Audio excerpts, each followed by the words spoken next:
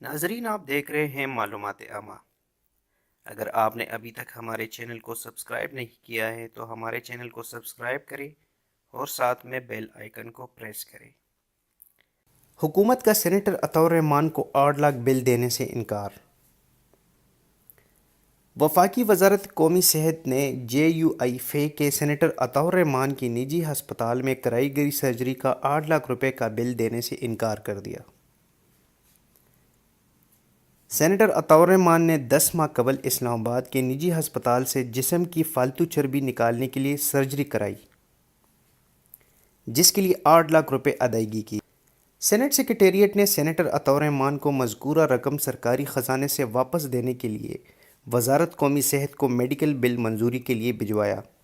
وفاقی سیکریٹری وزارت قومی صحت کیپٹن ریٹائرڈ زاہد سعید نے ڈپٹی ڈائریکٹر جنرل ڈاکٹر منہاج السراج کے میڈیکل بل پر اعتراضات کو منظور کرتے ہوئے سینیٹر عطاء الرحمان کو سرکاری خزانے سے 8 لاکھ روپے ادا کرنے سے انکار کر دیا۔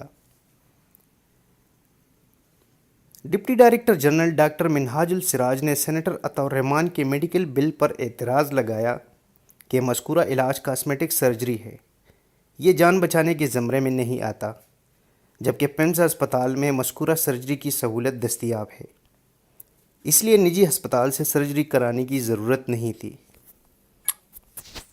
ایسے بہت سے معلومات دینے کے لیے ہمارے چینل کو سبسکرائب کریں، لائک کریں اور شیئر کریں۔